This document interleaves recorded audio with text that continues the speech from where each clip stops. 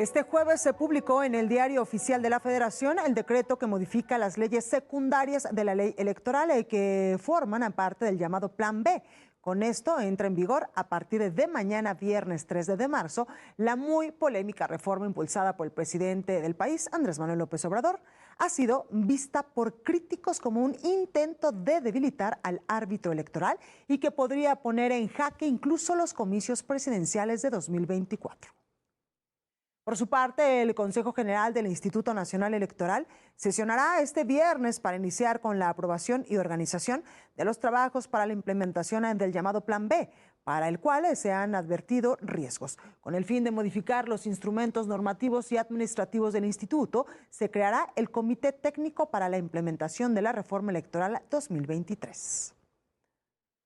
En tanto, en el Senado de la República, legisladores advirtieron que la recién aprobada segunda parte del Plan B podría quedar suspendida al llegar a la Corte. El coordinador de Morena en el Senado, Ricardo Monreal, advirtió que la segunda parte del Plan B de reforma electoral podría quedar suspendido, como lo avaló la Suprema Corte con la primera parte de la reforma electoral. El coordinador de Morena en el Senado recordó que hace unos días la Corte resolvió dejar provisionalmente sin efecto las dos primeras leyes de la reforma electoral. Está sub iudice, a pesar de que está vigente, puede resultar que el ministro ponente o la ministra ponente pueda determinar, como en el caso de las otras dos leyes, una suspensión provisional. Hay dos tipos de suspensiones, la provisional y la definitiva. Y en el caso de las otras dos leyes hay suspensión de la aplicación de las normas jurídicas que se aprobaron en diciembre. El morenista explicó que a partir de la publicación de la reforma electoral, partidos políticos, legisladores o quien se sienta agraviado podrán impugnar ante la Suprema Corte.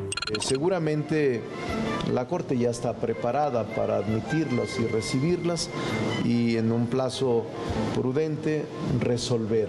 Por su parte, Alejandro Armenta, presidente de la mesa directiva del Senado, dijo que no usará su facultad para pedir a la Corte que le dé prioridad a la discusión de la reforma electoral.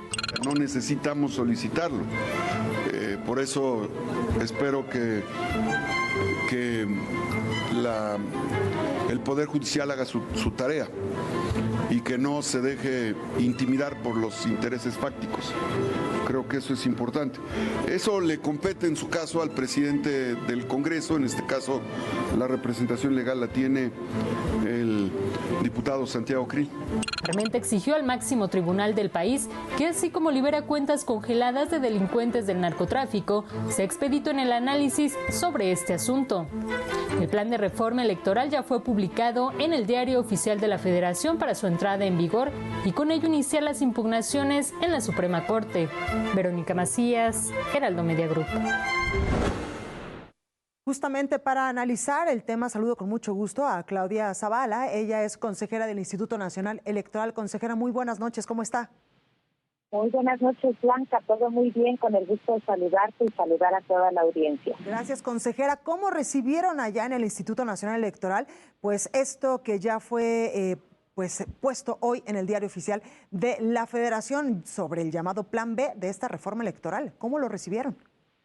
Pues es un tema yo creo que ya esperado, ya desde diciembre se había perfilado cómo iba a ser la reforma, incluso creo que en enero hubo la posibilidad de hacer análisis desde la academia, desde las instituciones, entonces es un tema que ya estábamos esperando y que pues estamos preparados para hacer lo que tenemos que hacer y seguir adelante. Me parece, Blanca, que hoy van a ser los tiempos de los tribunales y al INE lo que le corresponde hoy es presentar los medios de impugnación para que sean los tribunales quienes a través del análisis de la Constitución y los planteamientos que formulemos puedan valorar y emitir las decisiones que correspondan. Consejera, ¿ya están listos estos recursos legales, estos procesos que ustedes van a interponer ante la Suprema Corte de Justicia de la Nación con estas acciones de inconstitucionalidad?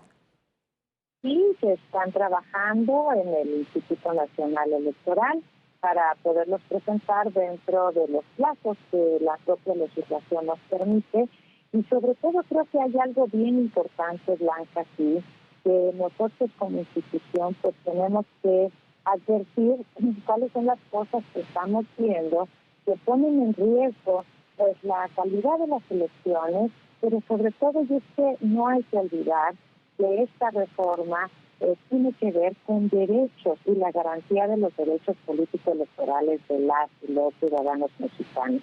Así que en el INE que seguimos trabajando, hay que recordar también que pues desde el INE ahorita estamos operando 2 procesos electorales, pero estamos atendiendo todas las pistas que tenemos para cumplir con nuestras responsabilidades como siempre, y dentro de ello pues está la preparación de la controversia constitucional que se presentará ante la Suprema Corte de Justicia de la Nación.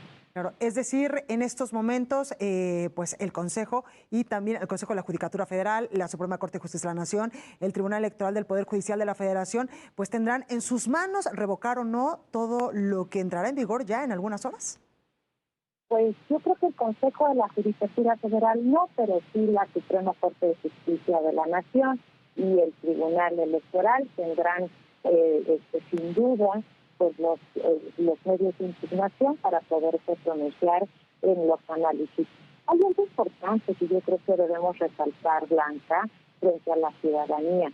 Nuestra Constitución, nuestro Estado de Derecho, nos da esos cauces ante las diferencias que se pueden ver y que se puedan presentar. Hay una Constitución que nos rige a todas y a todos, y que ahí están las reglas para que podamos nosotros acudir a los tribunales. Como tenemos vedado hacernos justicia por nuestra propia mano, lo que nos da el Estado de Derecho son los tribunales para que ellos ante las controversias decidan. Y creo que es responsabilidad de los servidores públicos y de las instituciones en ser respetuosos en este tramo de los tribunales que les corresponde pronunciarse de las decisiones que emitan, porque al final del camino es así nuestra arquitectura constitucional y ellos son garantes de derechos. No lo debemos olvidar y tener presente eso, porque son quienes dicen el derecho frente a las controversias, como en este caso. Consejera, mientras esto sucede en la Suprema Corte de Justicia de la Nación, ustedes pues tendrán que empezar a implementar estos cambios del Plan B de la reforma electoral. Pues sí, hay una serie de actividades que tenemos que realizar. El día de mañana estamos convocados y convocadas a un Consejo General en el que vamos a realizar los primeros actos para ir aplicando, ir implementando las medidas, el plan de trabajo, todo lo que va a implicar pues, aplicar esta reforma legal. En tanto, los tribunales pues van a tener que decidir lo correspondiente. El INE pues va a iniciar los trabajos para aplicar esta ley.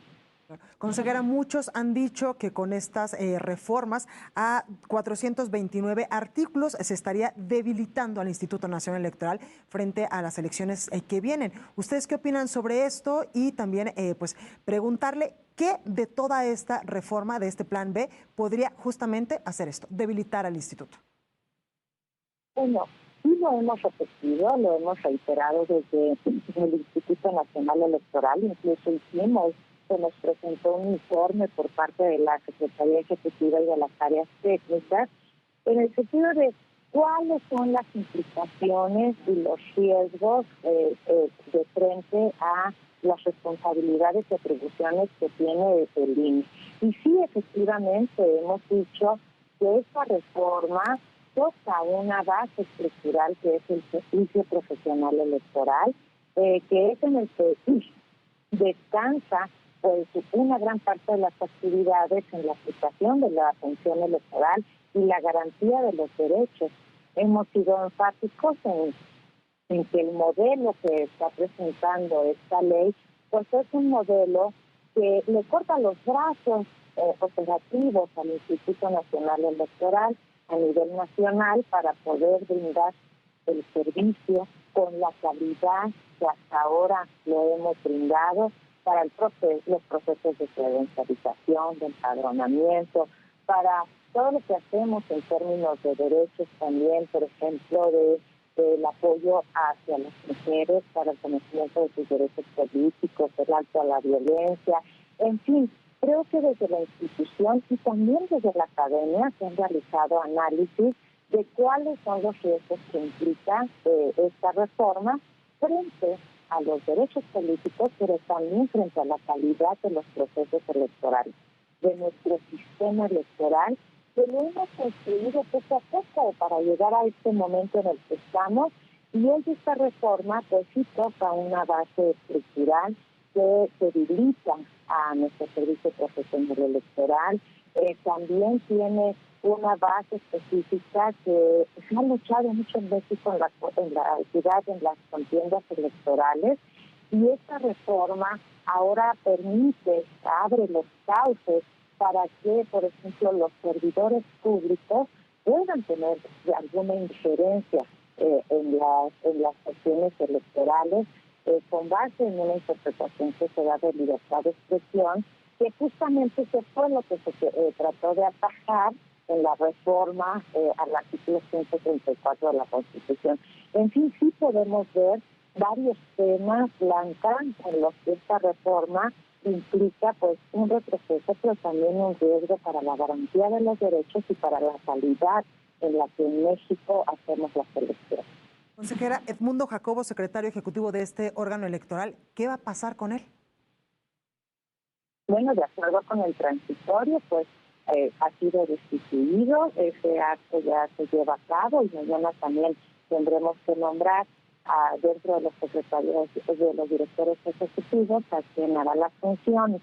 Y desde aquí sí quiero ser enfática, Blanca, en mostrar una solidaridad con Edmundo, con el secretario ejecutivo, que por cierto varias administraciones lo han ratificado en el cargo, lo hemos ratificado, justamente por el desempeño que ha tenido frente a las atribuciones que tiene legales, constitucionales, pero frente a los resultados que hemos dado como institución, como INE, en las elecciones. Hemos tenido elecciones en las que pues las cosas se han instalado las casillas, se cuidan los paquetes. Entonces, creo que a la luz de esos resultados, a mí se me hace por demás arbitraria e invasora de la autonomía del Consejo General la disposición transitoria que hoy está publicada en la ley, que entra en vigor mañana.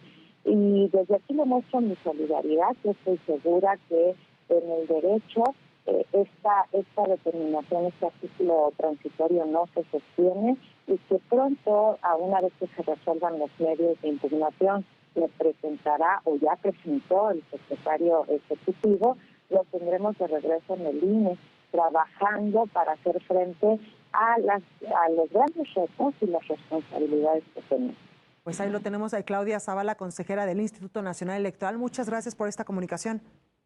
Muchísimas gracias, Blanca. Muy buenas noches a todas y a todos, y gracias por este espacio de comunicación. Gracias a usted, consejera. Muy buenas noches. Bueno, pues ahí lo que está pasando incluso dentro del Instituto Nacional Electoral, de viva voz de las personas que están justamente dentro de este instituto con todo este asunto del Plan B de las reformas en materia electoral, que como bien lo hemos señalado, hoy se publicó en el Diario Oficial de la Federación y entrarán en vigor el día de mañana. Y en otros asuntos, el presidente de México, Andrés Manuel López